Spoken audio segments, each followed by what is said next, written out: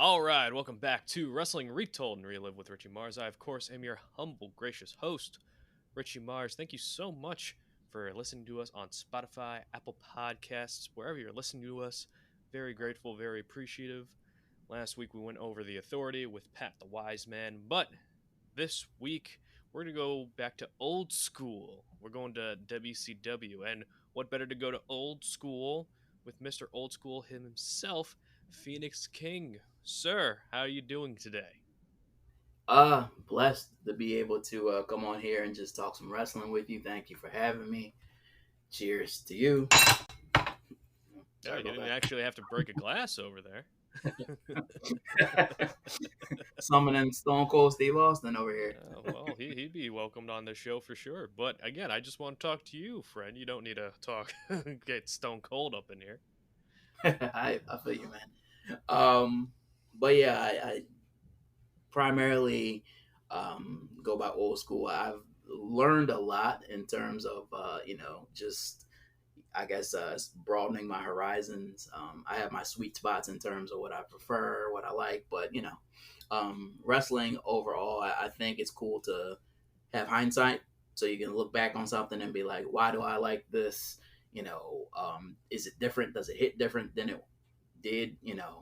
Back when I first saw it, and why, and break down all those different things, especially when you get to hear some perspective of the people that were actually involved in it. Mhm. You have a little bit more, I guess, insight into why things kind of went the way they went.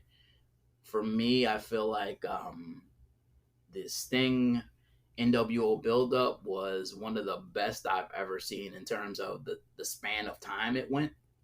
Mhm. Um, that, and I think I'd have to say Taz and Sabu, the way Heyman had them apart for a year and then actually bought them together for the first pay per view.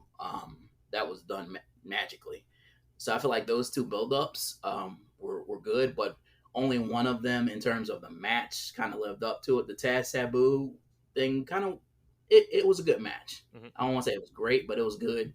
Lived up to what it was supposed to be for their grudge and rivalry. But Sting and Hogan was I'm not gonna curse on here, but it was an abomination the way it was broken down. And the funny thing is, I remember that match happening before when he first started to wear black. There was no nWo, I don't think, around that time. Mhm. He was had that weird. I think it was during the Monday Night Wars. Had that weird mustache look from whatever stupid show he was on, and he had the all black, and he was having some internal strife, and he went against Sting when he was still doing the The I surfer almost say, deal. yeah, the surfer, like the final end of the surfer thing, and that match was okay. It was pretty good. It was on like a random Monday Nitro. I should have probably um got that information and had it dated and all that stuff like that. So I apologize, No, but no, absolutely not. You don't need to apologize. We're just two fans talking about wrestling, which is the greatest thing. Where I think we can learn different perspectives and just like more perspectives and open up the wider world of wrestling to things that mhm, we don't even consider sometimes. And I think with your examples, with the two builds that we had, that you mentioned with the NWO and Sting and Sabu and Taz, both those builds took a very big, considerable amount of time. Like I right, believe they're about a year and a half to 2 years even build up into that mhm, first like big matchup. And right. I do want to ask you, do you think wrestling is missing that? And if they are, do you think it's conceivable, like at least in this day and age, to actually build up that kind of heated story like one on one in the future? Like we've seen it with like Cody and Roman to a certain extent, and we've seen like hints of like maybe Roman and Rock, but they're not like, feuding off the bat. So do you think that's Right. possible in this day and age? Oh yeah, it's definitely possible. I think it's just a matter of you had to have the right characters, you had to have the right story, and then you have to have the right build up. So basically, if you have those three things rather, it could be done easily, especially with all the technology and the match quality and all that type of stuff that we have now. Is definitely doable. I just think um, and I try not to be biased, even though old school is my thing. I always because it probably is because I'm a Virgo too. I like analyze and overanalyze things. I'm like, were the superstars really larger than life, or was it just because there weren't as many TV shows? You either saw Monday Nitro. I remember I would tape it because I was back in high school back when Monday Night Wars were going on, so I had to tape it. Um, readily accessible streaming and all this different stuff. I think that kind of takes away from the mystique of some things in a way. You can go pros and cons, but I think just in terms of larger than life characters, like you got guys like Taker that would stay in character and they would protect things more, and you got the dirt sheets, you got people that are breaking stuff on the internet. So I think it's a lot of different things just in terms of the times, but like case in point, if they do the Wyatt Six correctly, which they're off to a fantastic start, that could be really something special. But it's just like one of those things. Like you have to write the right character, the right storyline, the right build up. So Yeah, and especially in this day and age, like you mentioned, social media has definitely been a big impact in wrestling nowadays. I mean, we even have like a WWE show based around it being accessible on Twitter or X or whatever you want to call it. So the right. business has changed in that regard.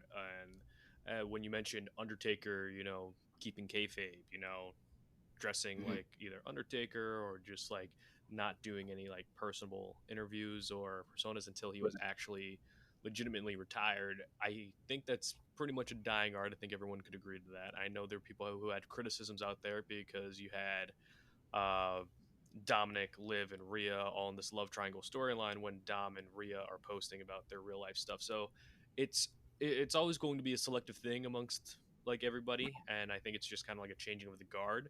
But Right. with NWO and Sting, what made it really special was I think it was like the last time, at least within wrestling overall, where people were saying like, "Oh wow, this is real," at least within like a television set, like a television sense, because WCW was going for the more realistic approach, which is what Right. Bischoff had envisioned, and just getting into that NWO, uh, like just story in general. When that was all playing out in front of your Mm-hmm. eyes, were you excited for it? Were you a little bit confused? Because factions were always a part of wrestling, but Mm-hmm. nothing like this where it's like you had people coming into the company one by one out the gate, and then just forming this like group just to take down this WCW opposition. Right. I think they had, and I'm smiling because I definitely can reminisce back to when we didn't know what the hell was going on. So let me just give everybody a caution. This is old school, back when he was like in high school. So me and my best friend were tuning in the Nitro, and we see Hogan came out previously, and we're like, yo, what the hell happened at the pay per view? Like, what are they going to say like on Nitro? So he comes out and he says what he has to say, and I think just the lack of information and exposure made it like my gauge for wrestling, and this may be different for everybody, but when it was popping off at like the barber shop and when it was popping off at school, like when people were like talking about it, like, yo, did you see Nitro? Da, da, da, da, da, da, da. Like when it's popping off more in more places than just your wrestling circle, it's something like something good is happening. You know what I mean? Because it's breaking past the point of just like, I guess people will say smart marks or whatever now. Mm-hmm. When basically when everybody kind of like in your age range and even beyond is kind of talking about it, you're like, what in the hell's going on? So I think the factor of us not knowing, because back then the only thing we had was, I think it was lordsofpain.net. That's where if you really wanted to dig, that's where we got our info, I guess. But that was it. So the fact that we didn't know what was going on, we had an idea that Nash and Hall had been in WWF, but we didn't know a whole lot. And I think less is more once again in those situations. Like, just the fact that we kind of had no idea what was going on. And it's interesting, fast forward to like the here and now when you really do research on it. And they talk about that they basically didn't know Hogan was going to be the third man. They kind of were going back and forth. Like maybe Sting could do it, Mhm. and just to think of the what ifs about like would it have landed if if they went that route and all the different things. So it's interesting to kind of look back and see how they kind of caught lightning in a bottle, so to speak, with that, because it was everybody was looking at the TV with their eyes bulging out their head because Hogan was completely going heel, and that was unheard of back then. Yeah, and let's talk about that for a little bit because Nash and Hall come in from WWF to WCW. We all remember Scott Hall coming out saying, "You want a war? We got one. My surprise buddy's coming next week." Then you have Kevin Nash. We looked at the adjective play, which it is what it is, but it's still a pretty cool moment. You have two mega people from the other company come here, inferring that they've been sent by the other company to take over. So much so that WWF had to put a lawsuit or a cease and desist, and they had to clarify on television for WCW that they didn't work for WWF. Right. And just a lot of that goes Yeah. on. I And mean, as you were saying, with everything that's going within NWO, there's always going to be a third guy, and that third guy, originally, like, they wanted Hogan. Hogan said no, and then Sting was going to be the third guy. And then Hogan told Bischoff, he's like, the third guy should be me. mm, Because as Nash also eloquently put it, Hogan, like, he could see the money train leave the station, and he's like, it hasn't hopped off, it hasn't gone that far. I could still hop on. right. And I didn't even know this. David Penzer, who was the WCW ring announcer, even said that Kevin Sullivan, who was booking WCW at the time, had Hogan stay at his house so like, before the Bash at the Beach pay-per-view, Hmm. so that Hogan couldn't get cold feet or his manager wouldn't get cold feet in order to like do a last minute change because Hulk Hogan Right. had creative Right. control at Yeah. that point. I'm not going to do that, brother, or And whatever. the, can't do that, brother, or whatever the meme is going around Wrestle Time. doesn't work for me, Right. brother. Exactly. But yeah, it's so interesting how it's just like the butterfly effect started going and how you could catch lightning in a bottle like that. So the turn happens with Hogan, Nash, Right. Hall, and they're this three-person conglomerate that's here to take over WCW. And it would make sense that Hogan would be the third guy since he legitimately made the other company, WWF, a superpower. Right. Now, when you see this group actually form for the first time, do you know this is going to be like, I'm not going to say like change wrestling forever, but did you know like wrestling, it's like, I haven't seen anything like this before? And is it excitement? Is it fear? What is it? I remember back when we were watching it, it had a realness to it. So it was like, okay, we know how the Horsemen would jump people usually in the arena. A few times they had, I think they beat up Luger and he came into an arena all beat up with his clothes torn. That was as close to real as they would go. But the NWO had like a rawness to it. So, being a Philly guy, we're bouncing things off each other like, yo, those guys look like they really beating somebody's ass. Like, do you think this is like people going into business for themselves? This is not typical WCW or even WWF, WWE at the time. So the aspect of realness and blurring the lines, they did that tremendously. And once again, I think it was because of the lack of information that everybody really had. Only thing you could really do was turn on the TV. And I remember my boy, we would both be watching Raw Nitro, so we'd be flicking back and forth as the war, churned up and started. But we had no idea, like, and the way they would assault people when they first came on the scene, like the way they would kind of come through the crowd, and how Bischoff played off of them. They really had something where you couldn't really know what was going on, and it had you hooked. Yeah, and that grittiness that you were talking about of just like these are like real people that are actually like we're seeing the quote unquote real sides of all these guys, whether it's Nash, Hall, Right. Hogan.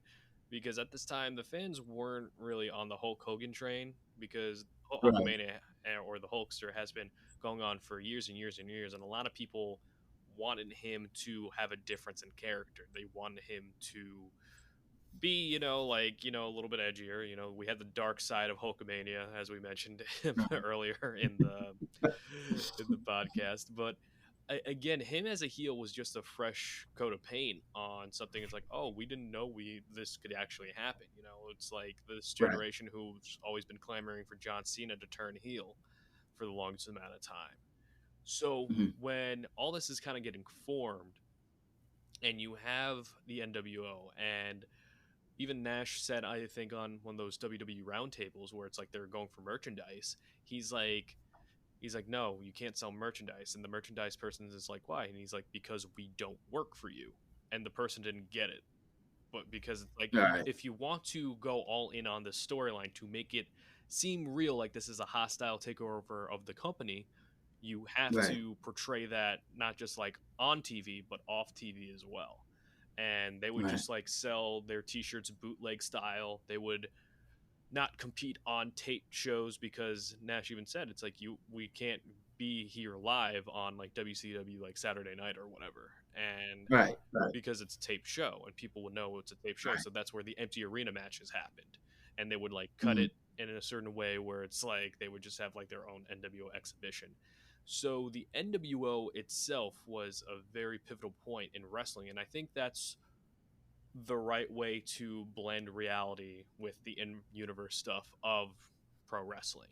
And I feel Right. like us as fans we've gotten spoiled with the amount of information we have access to now, whether it's right information, wrong information. We do Mhm. know like how, like, from either like shoot interviews or anything, like these guys are just like going place to Right. place, Mhm. performing. Now, when we have like the NWO faction as it was being created, and now you're seeing a surplus of new members, you got DiBiase coming in, you got Six coming in, you got Shane coming in, you got all these different guys coming in. When was like the point where you were like, all right, the NWO is getting kind of a little bit too crowded, a little bit too cluttered? Uh, Man, I think because they had done everything so well up to a certain point. Like I was very with it. Mhm. I think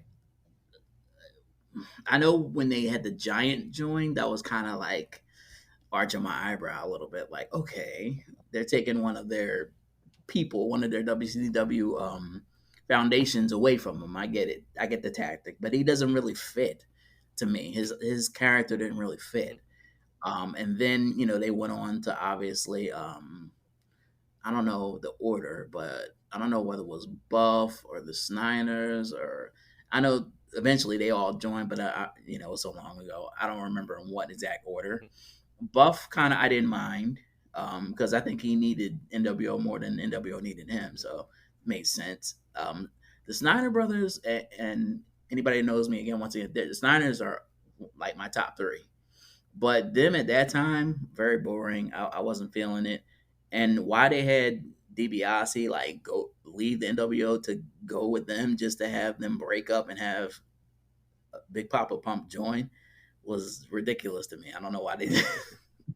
I was confused on that. I was like, because DiBiase, the way they made he was like a perfect fit originally. Then they took him out of it, and then I think things just started to go haywire. They just had it, Horace, and then they had Scott Norton. Like it was just a lot of different people just for Vincent for no particular reason. I was like, oh, Mhm. here we go. Yeah, now it's like it's kind of reminding me how it's Bischoff. They wanted to create the NWO as its own entity and WCW as its own entity, and have like factions big enough where it's like they could be on their own shows, which is why they experimented with the NWO Nitro uh, Mm, TV show for a little bit. And it's almost like a precursor to brand warfare. When right. WWE were doing Hmm. like the Raw and SmackDown thing, like brand Right. supremacy, but this time it's like it was for like the entire control of the company. Right. And it's just kind of wild to think about how there are so many like hints to further stories that'll be expanded upon in the future. Mhm. And with that, with the whole NWO running roughshod, we have this other story running concurrently, which is the transformation of a Sting. And I talked about Sting at least a little bit with Ruthless Talks Brian Thomas and then an episode in the archives. But at this point in time, with the Surfer Sting character, it was very jarring to see a character transformation happen almost in real time. Right. And because Sting was always the highly energetic babyface, and then Right. he would form that Crow Sting character, and it was Right. such a different like approach to that like character. Right. What were your thoughts on Sting's slow but surely transformation into that Crow character? Now, confession. Mhm. Also, anybody that doesn't know me, you'll come to know this. Huge Crow fan. Love the original because just like any other franchise, they got greedy and tried to ruin it. But Brandon Lee, um, still to me that movie is everything. Like, um, shout out to Scott Hall because I'm not sure how many people know this. Scott was the one that put kind of the look in Sting's Mhm. ear. I think, and I don't remember offhand, but I know Sting always had held Muda in high regard. So I felt like that was factored in somewhere in kind of like the direction he went a little bit. It might be an interview out there that validates that or not, but just from what I've heard of him. But I know Scott Hall was the one that was like, look wise, you could kind of do this, kind of do that. And they ran with it. And week by week, the layers of, like you said, he got away from like, a whole bunch of talking and, having that energy and being, WCW's pretty much savior. He was their top baby face to like, he would just kind of be brooding around. And anybody that knows me knows I love a dark character that kind of like doesn't say a lot, Vampire Hunter D, Batman, anything like that, I'm all about. So at this particular time, I'm like, oh man, this is getting interesting. And he's actually changing over weeks because if you go back to the promo where the NWO is directly trying to get him to join, his face paint is kind of different. It's almost like a variant of what his old character would do, but just has the black Mhm. highlights. You can still see the bottom of his face, and he was like, the only thing about the thing for sure about Sting is nothing's for sure. And he walked out, and I think at that time they thought they could kind of get him. Mhm. So he's kind of like leaving you with not a lot of answers, but more questions. Mhm. And I love that. I remember there was a brawl. And by this point, he had the whole Crow thing, and it kind of changes. His face paint has changed many times over his career, but around this time, you see it get darker and darker and darker. There was just like a brawl. It was like NWO and WCW, and he randomly like just like popped up and like walked in the middle of the ring, and Arn Anderson like kind of turned him and he punched him in the face and just like walked out to the other side of the ring. And I was like, this is great. Like, I don't know what he's doing. I mean, like, he would encounter people and be like, here's the bat. If you're going to be a traitor, this is how I read it. If you're going to be a traitor, do it right now. And he would like turn his back to him, and either they would hit. I don't think anybody took him up on the offer because these are all baby faces. Mhm. But I think this was his kind of way of silently going through their character and seeing who was loyal, who was not. Because by this time, people started to jump on the NWO, and if he didn't hit him, he'd take the ball back and just kind of walk away. So I loved less is more, no talking, all that because it added to the layers of the character and made you kind of be like, yo, is he? Because he had the NWO colors. Mm. You know what I mean? Yeah. Like, And it was like that shades of gray that was right, being told because Sting felt betrayed by WCW because NWO had their version of Sting, which is the NWO right, Sting, and right, they thought again only in wrestling, you know what I mean? They had like a I guess a right, Sting recording that was like modified before AI was a thing. So people thought like right. the I think the I think his name was Jeff Uh, Gardner, I think. Yeah, Fake the Sting. fake Sting who actually went to Japan and kept that going for a Yeah, while. good for him. And Yeah. I think I brought this up with Brian. They released the best of Sting DVD before Sting came to WWE, and one of the Mhm. photos like they used to highlight him where was actually fake Sting instead, and they had to like produce like some of the back covers of the DVD because Right. it was just fake Sting, and it was really cool to see, uh, you know, the baby face is kind of like not trusting and Sting. I Right. don't know why he waited till like the night before the pay per view to say it. Hey, it wasn't me. But Well, you know, it's again, it's you, one of you those know, suspension of disbelief kind of things. right. You know what was funny to me? I saw the fake Sting. I was like, this guy does the worst Stinger splash. That is not Sting at all. Like he would just kind of pop up. It looked like I don't even know how to describe it. Like it looked like he had no arch. You know how Sting would jump into him? Yeah, It's almost like he was like jumping hopscotch and like just kind of bumping into you. yeah Because I with remember there was Sting, a he'll spot just he like almost clear the entire ring. right. I'm like, how can you it's probably me as a Sting fan. I'm like, who is this? This is not Sting. Oh man. Yeah, so there's a lot of like good things that are happening concurrently in WCW, and of course they're trying to hold off this Hogan versus Sting match for as long as humanly possible. Now, Right. did you know while you're watching the television show that it's like, oh, this has to be at like Starrcade or this has to be at this event? Or was it like, because at the time with pay per view cards, like they were attractions, but they weren't like, how UFC or wrestling builds up like the main Right. event today. Did Right. you think like Starcade that's where it's going to be, or did you think it's just like it's going to happen? I just don't know when.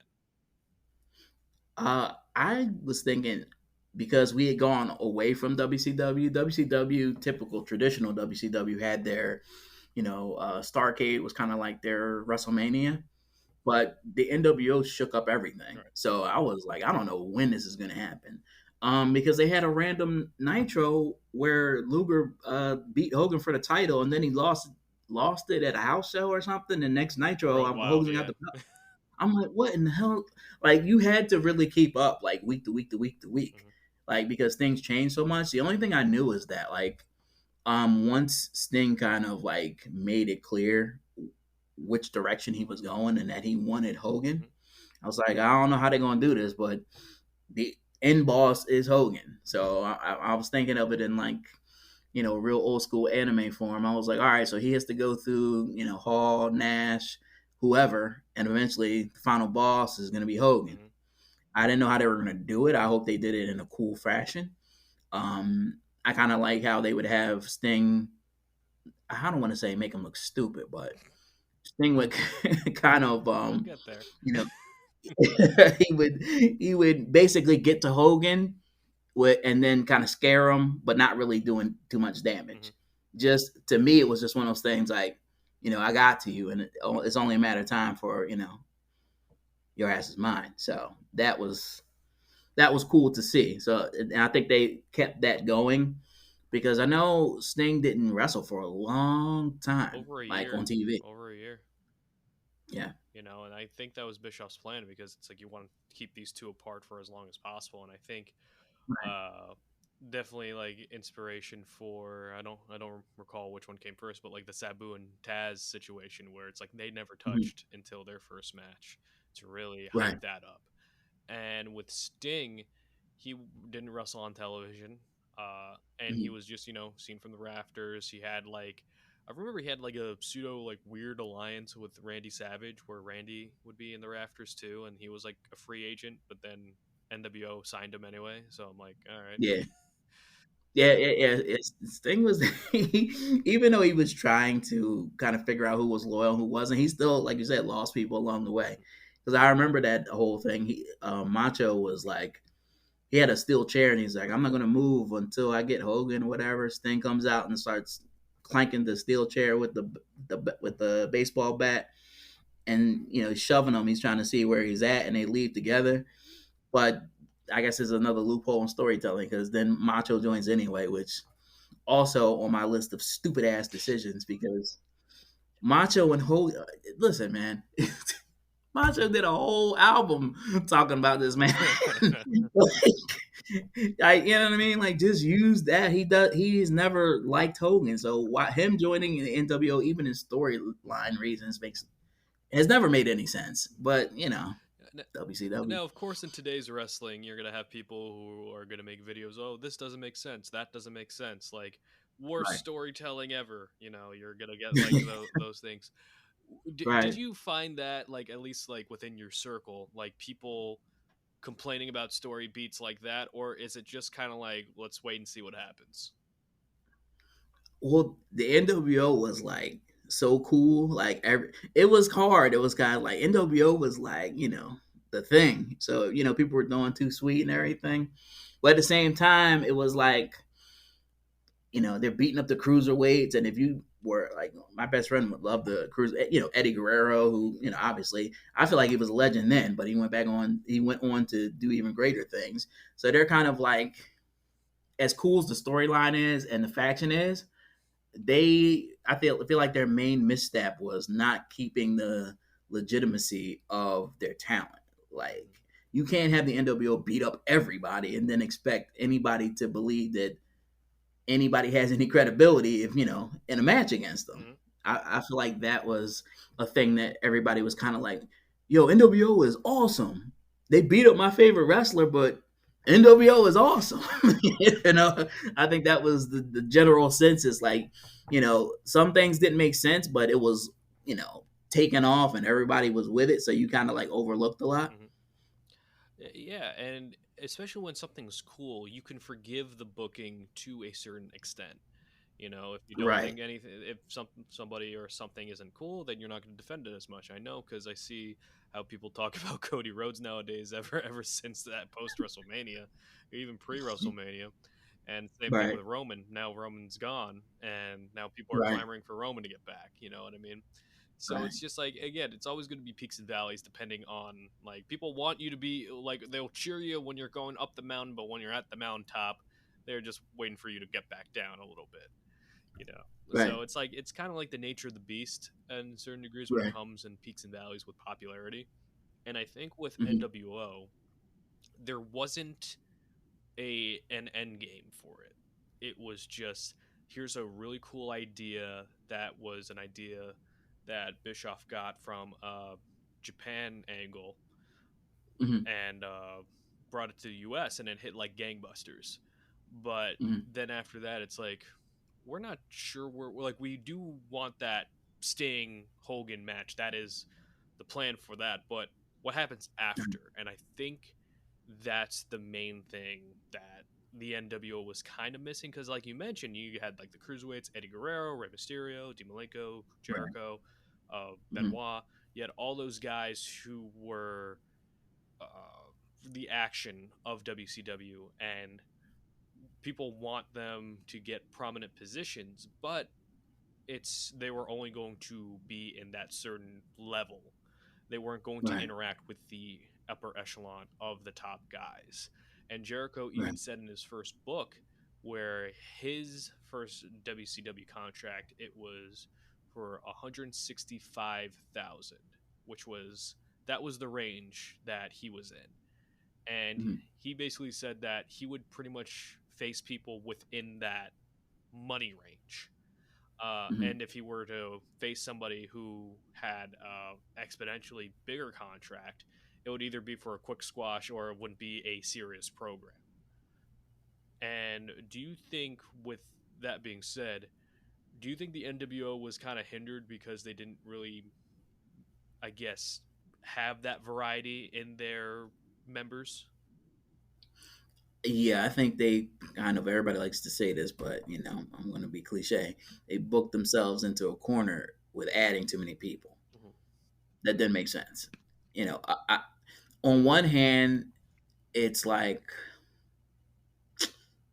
so many thoughts going through my head.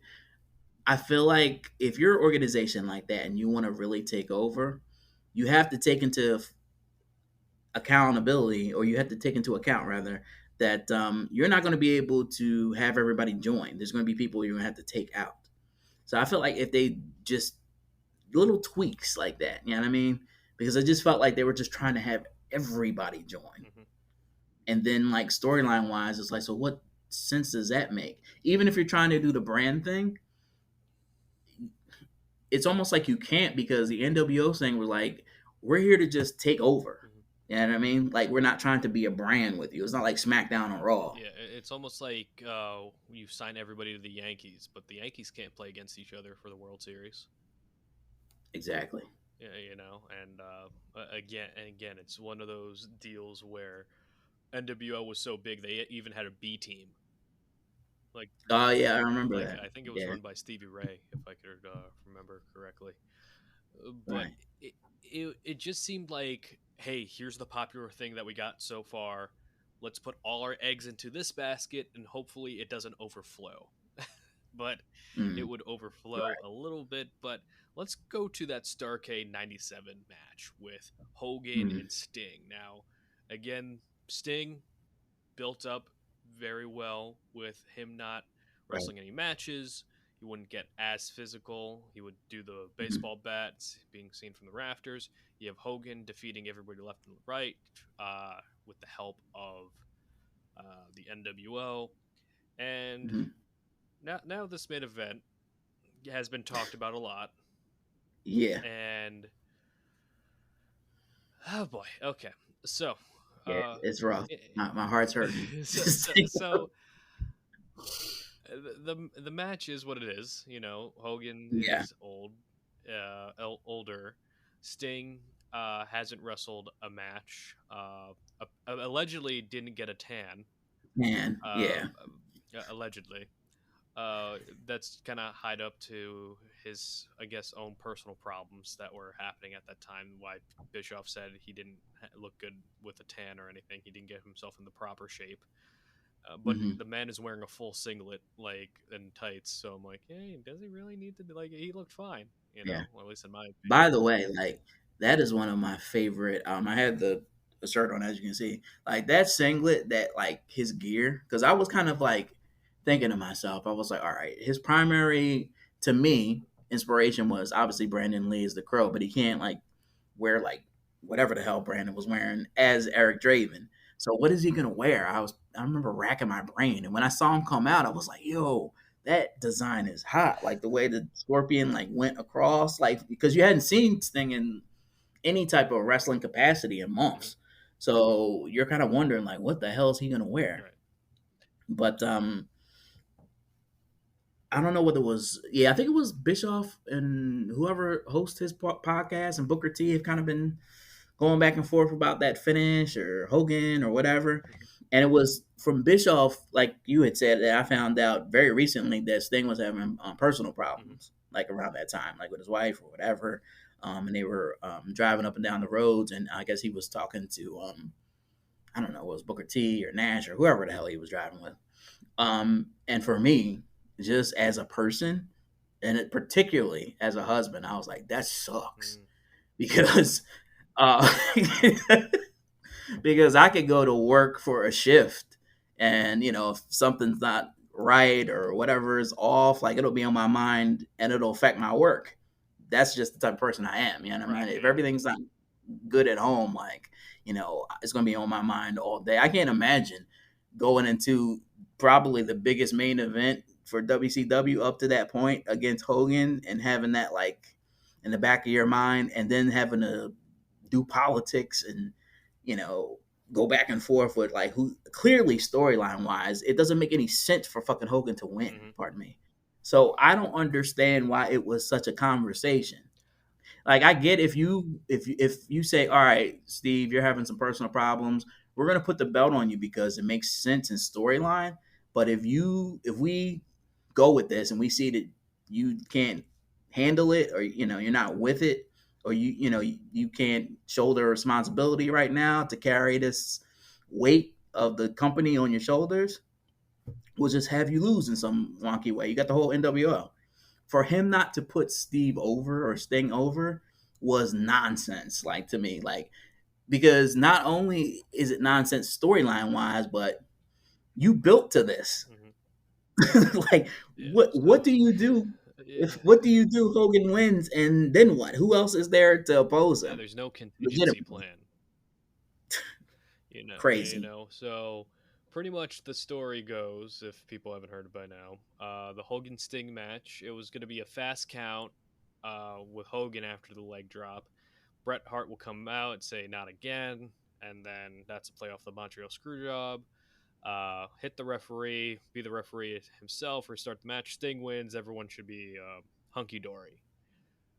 What actually happened was Hogan hits the leg drop, and then it was a 1, 2, 3 normal count, so there was no legitimate reason for the match to be restarted. Now, how the story goes is that Nick Patrick was confronted by one party, and they said it's going to be a fast count, right? And then Patrick confirms. And then the other party, I'm not going to say his name, but make the count nice and slow, brother. So Nick Patrick had to weigh out his options, and he tried to ask Bischoff what to do, but Bischoff made himself scarce the whole day, according to Nick Patrick. Mhm. How Hogan tells the story is that Sting just forgot to kick out. Uh, I'm not sure what your thoughts on Hogan is, but I do not believe that.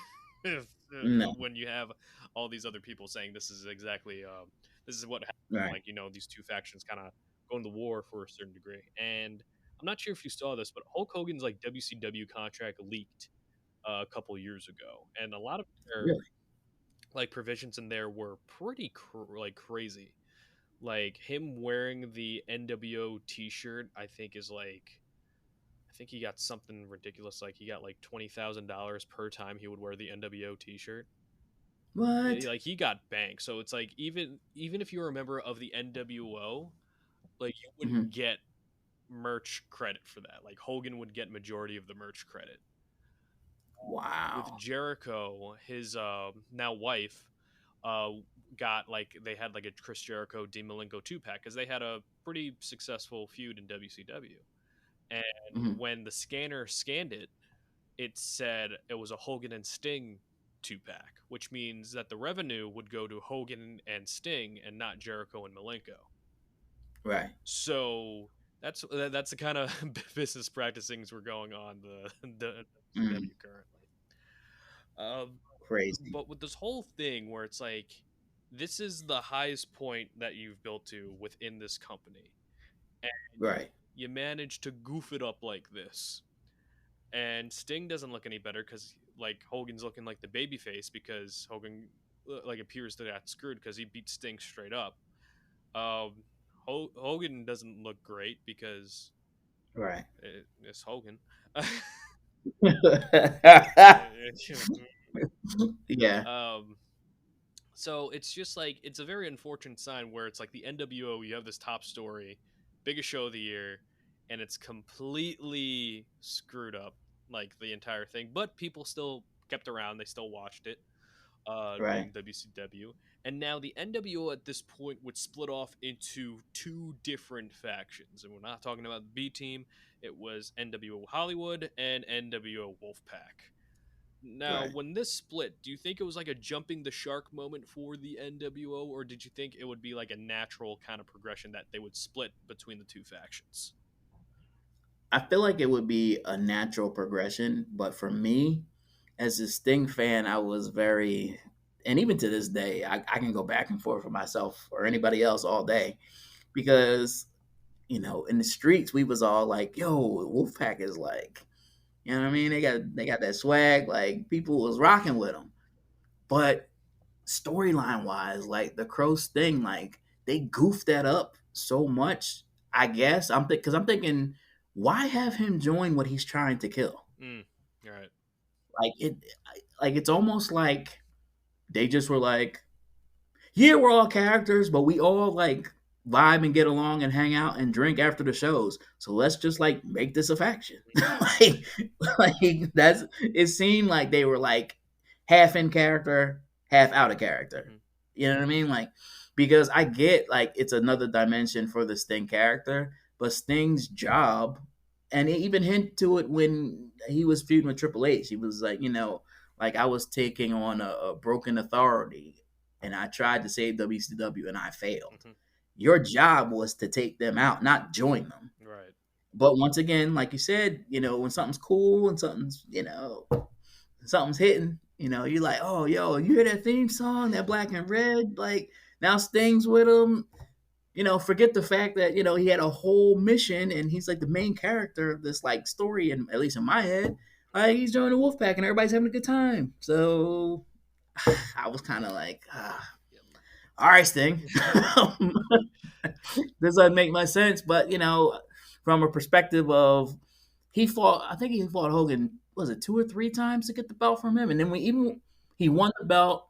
Then they wanted him to give up, and that was the first time he talked. He told JJ Dillon, he was like, "You got no guts," and Sting and Hogan, "You're a dead man." Takes him on again, beats him. I think Savage helped him win or something like this. It was some type of weird finish, Hmm. but he didn't have it long. No, yeah. It's like when Savage is the one that ends up beating him for it. I just remembered. I was like confused. I was like, okay, so we did all this for like Nash and Savage to do whatever they're doing. Like, this doesn't make any sense. It's almost like, imagine if like a fast food restaurant like McDonald's, Burger King, whatever, is like right across the street from you. All right, how are we getting there? Well, we're gonna go the back route, and then we're gonna go through the like this area. We're gonna go through the park. We're gonna go over the train tracks, and then we'll get to our destination. And you're like, we could just cross the street, So it's just like, I Right, feel like during this time, especially when we're in like the Monday Night War era, a lot of things were just needlessly complicated for the sake of a twist. And this is like right. before the whole Vince Russo thing, and we might get to that, we might not, because I enjoy my mental health when it comes to anything. But like with anything, with the NWO Hollywood and NWO Wolfpack, the natural progression, since WCW had war games, is a Right, war games match. right. I don't believe they had one. Did they have one? I don't believe Like a so. big blow And, off? Yeah, I don't think they had and one. the funniest thing was, man, it almost becomes a cruel bad joke. And as a Sting fan, I'm starting to have these flashes of disappointment that I used to experience just from not just as a Sting fan, but just how they're booking it. Hmm. Because you look at all right, it's like, okay, this Wolfpack, it makes no sense, Sting, but I'll go along for the ride. You got like a faction of Hmm. killers, like in terms of characters. So you're like, all right, cool, man. It's hitting in the streets. Everybody's talking about the Wolfpack. You talking with your friends. They got a cool theme song, like the red and black. Da, da, da. They booked them to lose. Like, first couple times, I was like, okay, because they're the baby faces. They're going to lose some. And then they just kept losing and losing and losing to like the B version of NWO White. And I was like, yo, who's booking this? Hmm. And then they had Luger was the reason, storyline wise, for Sting to join because they're best friends. They always been best friends in WCW lore and character. Luger goes back to Hogan's side, NWO White. Hmm. What sense does that make? Like I think Kurt Hennig joined the Wolfpack and left too. Hmm. So I'm just like, I don't know what is happening here. I Like, call it action figure booking. It's like when you're a kid, you have your action figures, and you're like, oh, it'd be pretty cool if these guys team up together. And then it's right, like, oh, actually, I like the look how this person looks with this group, and then you put them there. But there's like no rhyme or reason for doing it. And back then, with the Monday Night War era, I think a lot of it wasn't held to a higher standard of storytelling because, again, you're not having this outcry of negativity coming from every decision right. they make.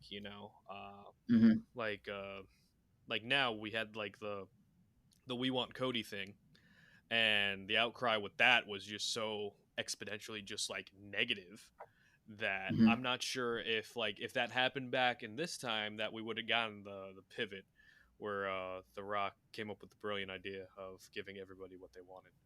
Uh, Uh, love that documentary, by the Probably way. not. Probably not. But you know what, man? I think I'm at a crossroads just as a wrestling fan because I was telling my wife, I was like, The Rock has begun to get on my nerves recently. Yeah.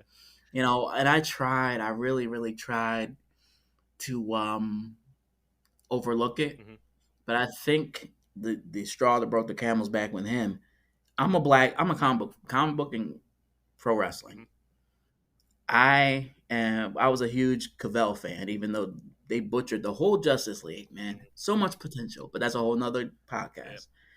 The fact that he was responsible for getting Cavell fired because he wanted to have everything about him. Once I found that out, he tried to do an NWO, a hostile takeover. Yeah. It was just Dwayne Johnson. I'm like, come on, man. Why? You Why? see, in Like DC Comics, the D stands for Dwayne. that's what he wanted. He was like, I wanted the whole it just to he was basically doing a Hogan impression. I wanted it to be me versus Superman. And of course he probably was pitching for him to beat him. So after that, I was kind of like, I'm, I'm, I'm, I'm done. And then he came back and the Cody thing, and I've heard different things like that. If they went the Roman direction, that he wanted to be the one to beat him, which makes no sense. But You know, you know, it's one of those things where it's like you got to have your finger on the pulse on what's going on the television screen. And I think, with Rock this year and what happened with NWO, where I think a lot of people would kind of insert themselves in and they wouldn't really necessarily care about the aftershock that they would leave with that. Like, right? for example, like when you build up the Kevin Nash Goldberg thing, and Kevin Nash was over. I think a lot of people like He they was. make fun of like the quad jokes, Yeah. and everything like that. But Kevin Nash was like legitimately a megastar. I Yeah. wouldn't say like like in terms of like Hogan or Goldberg, but he was probably like top five. He was probably like close to that like Sting kind of popularity. I personally didn't like that they split him and Hall up. Yeah, that I was think it was, another thing. I think it was unnecessary because their chemistry is why people will rock with the NWO. Like I always found it fascinating, like I mentioned in barbershop, to talk to people Mhm. who they were wrestling fans because it had gotten so big and mainstream, but they weren't really wrestling Right. fans. They just kind of I'd be like, yo, why you rock with NWO? They'd be like, yo, Hall and Nash. Like, you know how many times I heard like, just their delivery because you could tell it was organic. You know what I mean? It wasn't a whole lot. Obviously, they were in character, but still, just the way they vibe, the way they talked, all that. You know what I mean? So when they split them up, they had already fired six. Mhm. And I was just like, this is And they split them okay. up, I believe, because I think Hogan still wanted that like new age coolness with his faction. Because the Yeah. political games in WCW, we've heard it. There's like a whole docu series based on who killed WCW, and of course, it was the All right. merger. It's not anybody specifically within creative, even though we would like to blame that, but that's neither here nor there. Uh, with Hall and Nash, they were so pivotal in the NWO, and it's very unfortunate that like one Hall was going through like that rough patch in his life. Right. Right. The Nash and Hall feud, I don't think anybody was really interested in. I remember the match where it's like, I think it was at Halloween Havoc, and Nash just hit Hall with a jackknife and then just walked out and just took the count out loss. I'm like, Mm. all right, I don't really understand that. Fine storytelling. Yeah, yeah, well, speaking of fine storytelling, what about we have a whole like reunition of the NWO? That'd be great. So we do that with the tease of Nash versus Goldberg, a rematch from Starrcade.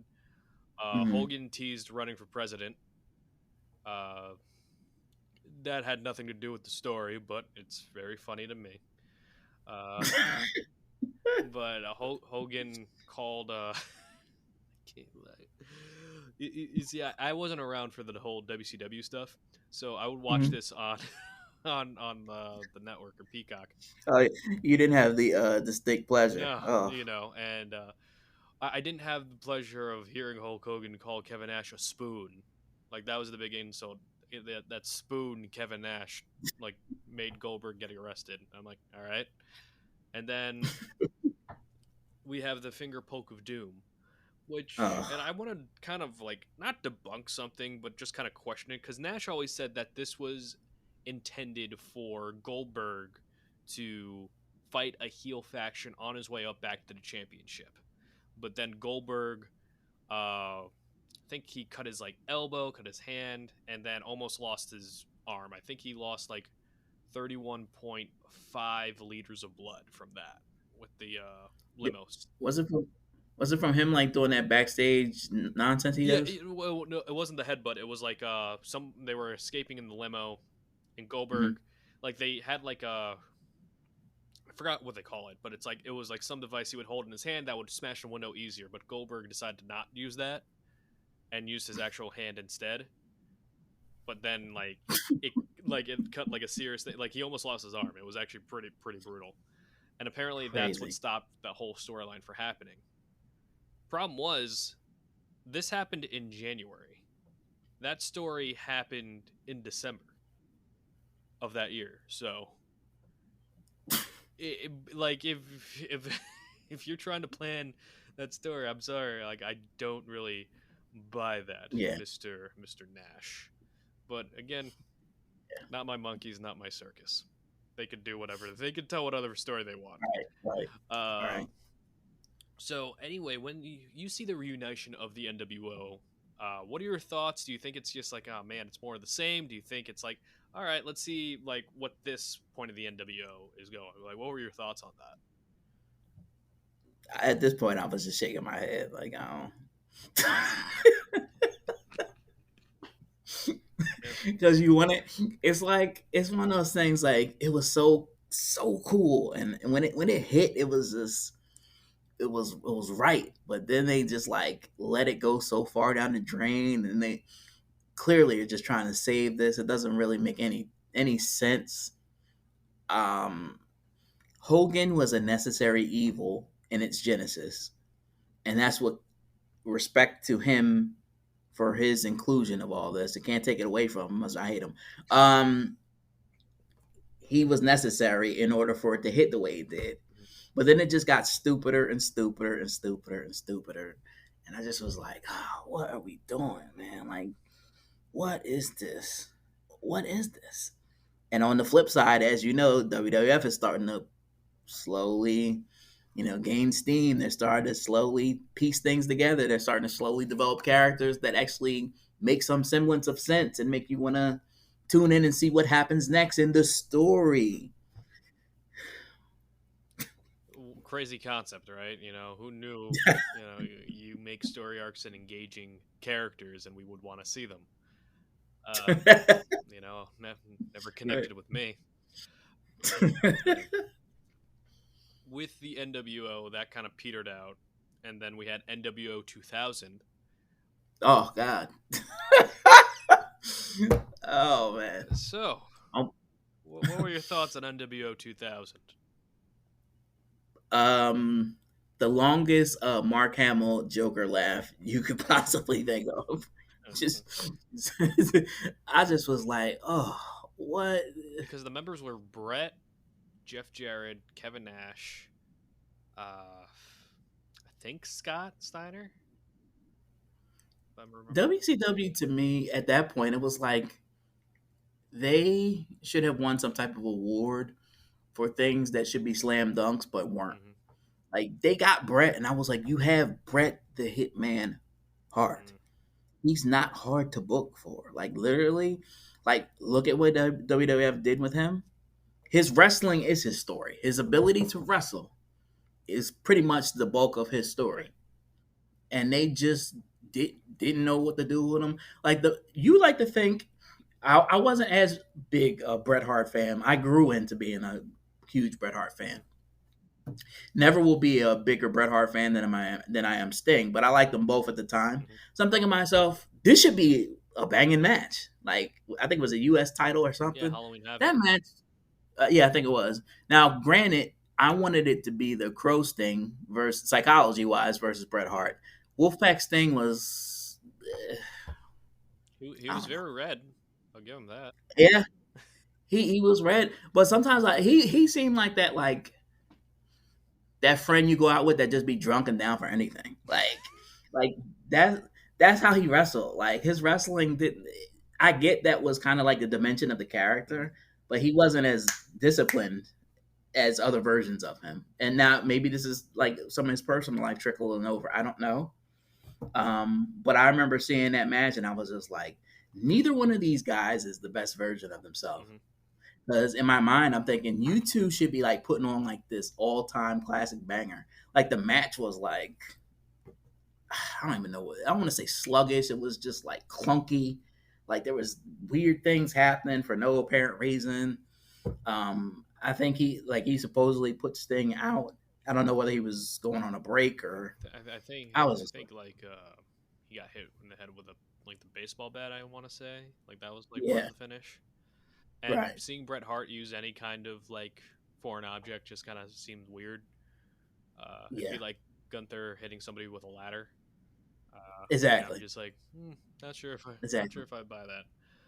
WCW's done it again. I was like, man, like Jesus. You can only be let down so many times. And I just talked to Pat the Wise Man about the whole entire authority angle. Uh, Mhm. I got very sad all over again, reliving it. But it's like sometimes that's what happens. Something could like start amazing, like the NWO started amazing, but if you Mhm. don't have a proper plan or contingency, if things kind of go off the rails, then it just Right. kind of seems like, all right, we're kind of buying time until we can get this restarted and refocused again. And Right. unfortunately, that just didn't come. And with WCW, they kind of just rested on the laurels of the one story that they did that was original at the time. And they tried to Mhm. like milk it for all it's worth. Now, with the NWO stuff, like now it's a big nostalgia thing where it's like Right. that along with the Austin 316 stuff are selling like hotcakes on WWE. I think Austin is the only one who's consistently in like the top 5 or top 10 shirts sold for WWE shop, which is insane because he hasn't been a full-time performer in about 21 years. Admittedly, Yeah. I never had an Austin three. I don't even know what I'm saying. 316 shirt until the variation. They came out with a Philly 316, Oh, and it had the Eagles colors. I had to get that. that's Um, pretty cool. I got that from this last WrestleMania because I wasn't able to Mm-hmm. go. But we went back to Philly for our anniversary for a week, Oh, and nice. I was like, "Yeah, I have to rock this. It looks so good." But yeah, So we went over like the rise of the NWO, the rise of Crow Sting, and them kind of like going in that downward creative pit uh, almost simultaneously. Like as well as they were built concurrently, they went down Mhm. just as hard, just as fast. Do you think that's kind of like they couldn't survive one without the other, or do you think that's just like the whole thing that was happening with WCW at the time with no long term plan for either party? I think it was a lack of direction. Like you had as much hell as, and this is another person I have no love for, Vince McMahon, obvious reasons, but the man would keep people in check. Now I don't know how the hell he did it, and that's why they have these stories and these documentaries. But I feel like if you put him in that ship, at least he would have in some type of end game or crossover. You know what I mean? He wouldn't just be like everybody just do what they want, Right. Yeah. Yeah. like you know. 'Cause I'm thinking myself, I can and my boy Macho on TikTok. I know he's a huge Sting fan. We go back and forth about who's the bigger Sting fan, but he remembers some of the stuff like the Great American Bash with Sting and Luger versus the Steiners. I remember watching that and being like, "Whoa, this match is crazy." Um, Sting was a really good wrestler, and I feel like all the wrestling talent they have, it was almost like wrestling became like secondary to the storyline, and then when the storyline went off the rails, they just were like, I don't know what to do because we didn't, prioritize any type of wrestling. Like Bret the Hitman Hart's one of the best wrestlers, arguably ever, and y'all didn't know what to do. Mhm. Sting didn't know what to do. Hall didn't know what to do. Mhm. Nash is what he is. Um, you Hey, know, he could still do all his moves years later. So right? maybe we're the ones who aren't seeing the hindsight here.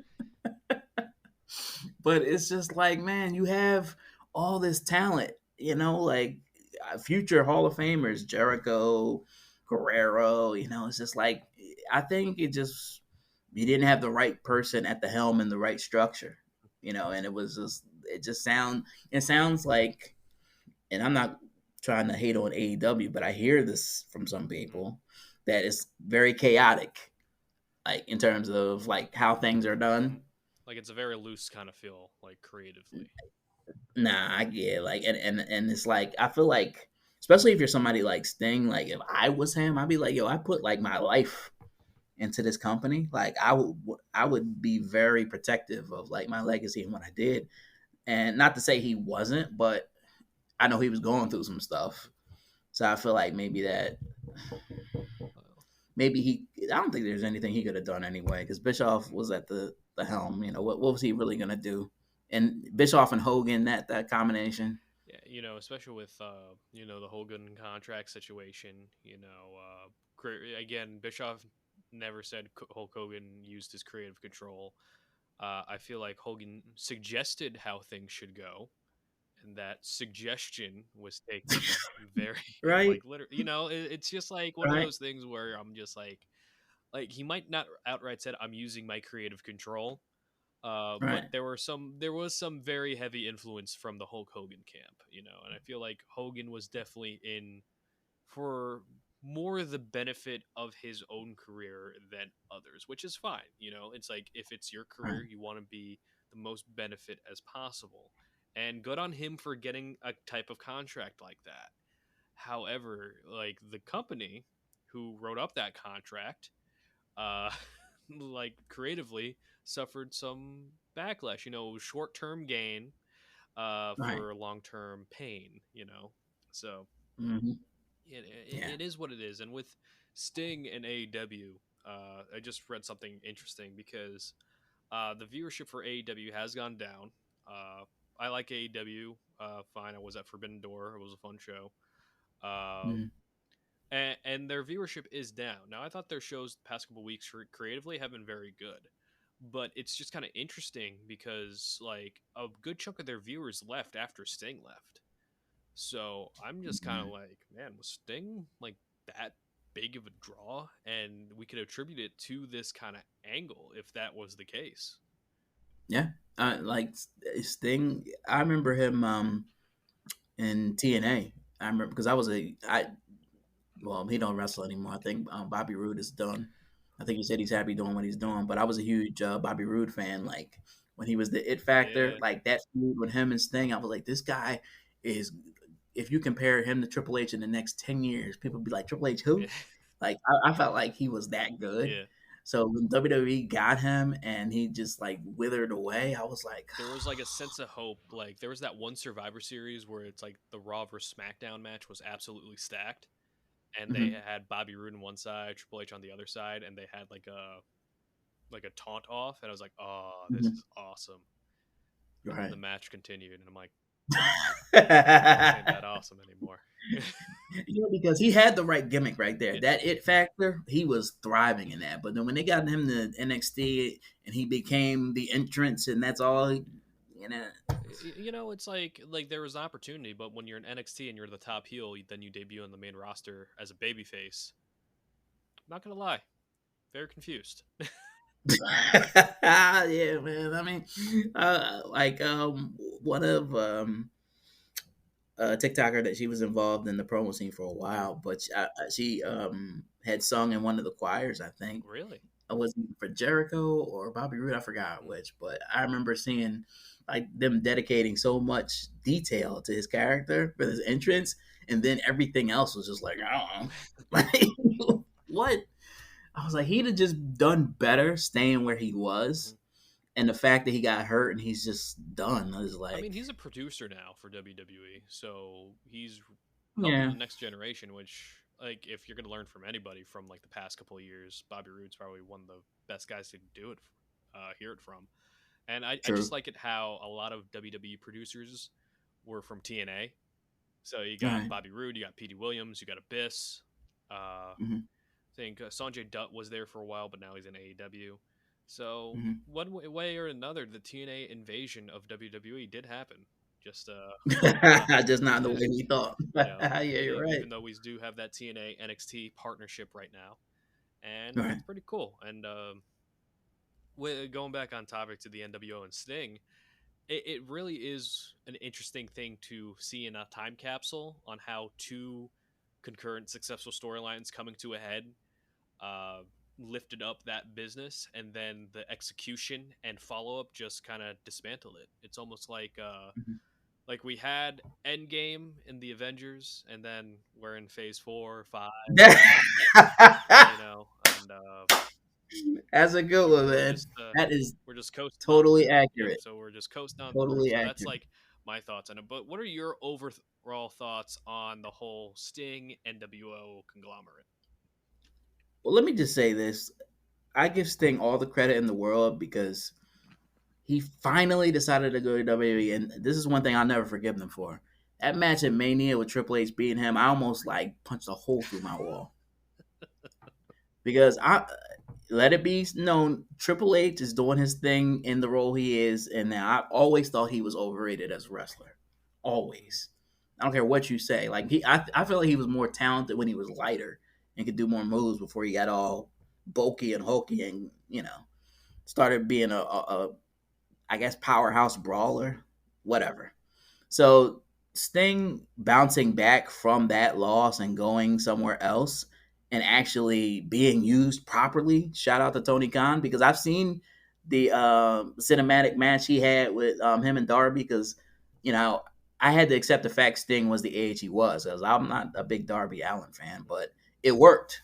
You know what I mean? And they made it work properly, and even the way he was sent off was how WWE should have handled that Mania.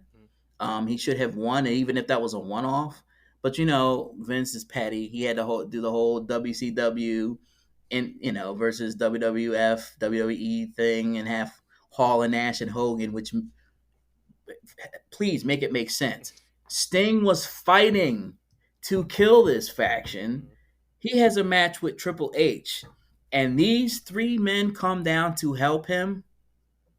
Like, I get suspension of disbelief, but I'm just like, you are literally laying your cards out. Like, I'm Vince McMahon, and I want this man to lose. This is symbolism for what's going on in your head, not the storyline of the match. So I actually do know why Sting lost that match, or the reason that was given. So the reason given was that at the time, if you remember, that was WrestleMania 31, and they had the segment with The Rock, Ronda Rousey, Triple H, and Stephanie McMahon, right? Right. So the thinking was that it's going to be Rock and Triple H at Mania 32, and they needed to have Triple H have a win in order to promote that Triple H Rock match. So give Triple H a win here, then you go off and have Triple H and The Rock. Problem is with Sting, he doesn't wrestle too long after this. Like he has the match with Rollins, which was Mm-hmm. going well until it wasn't going well. Right. Uh, we talked about it last week, and it's just one of those things where in a time capsule, like Sting should have gone over 100%. Mm-hmm.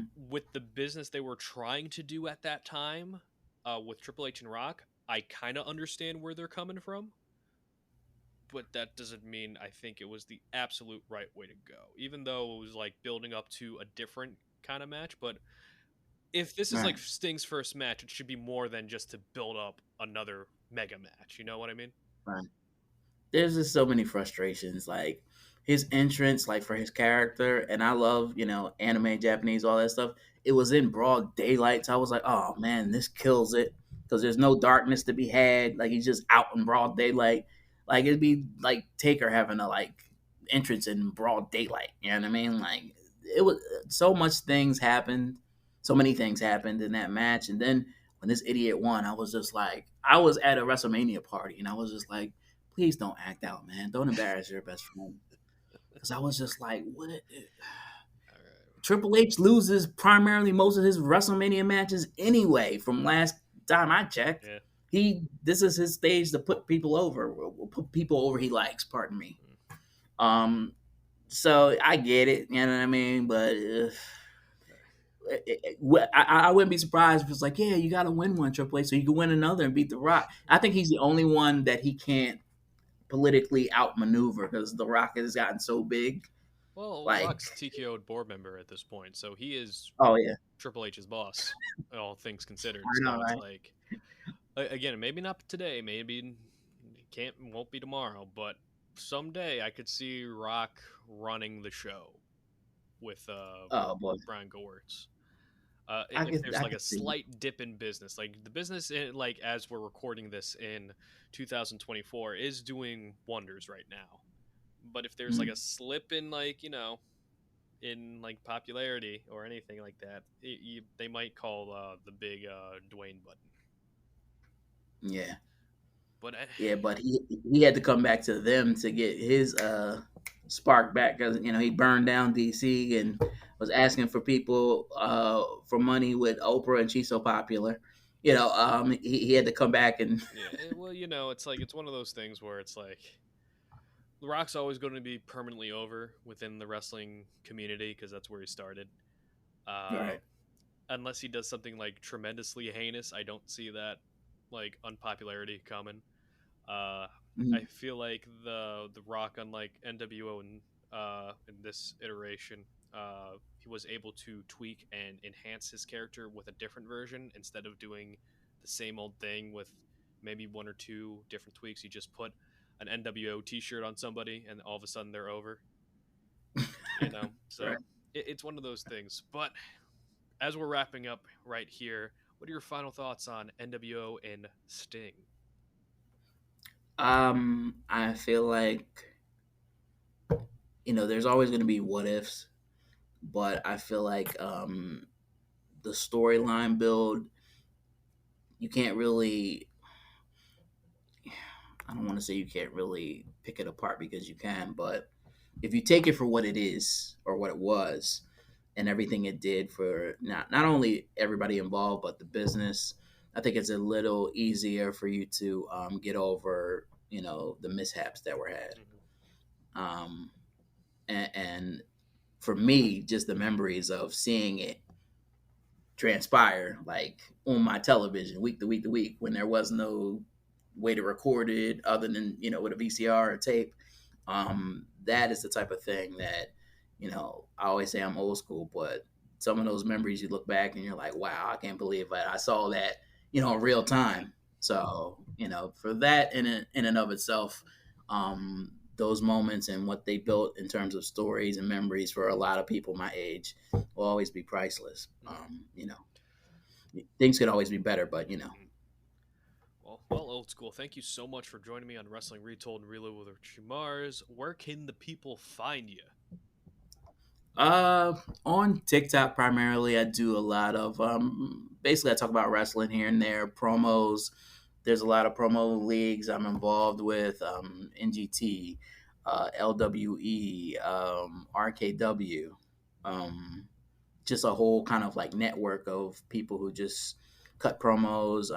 Just recently, I wrote a few matches. Basically, if you have a character, you can do some promos. You can be in matches that are written out if that's your Jimmy Jam. On the other side of things, I just talk with gentlemen like yourself and all my friends in Wrestle Talk about opinions, characters, basically anything wrestling, and do it from an old school perspective. So um, I'm pretty much on TikTok. That's Yeah. it.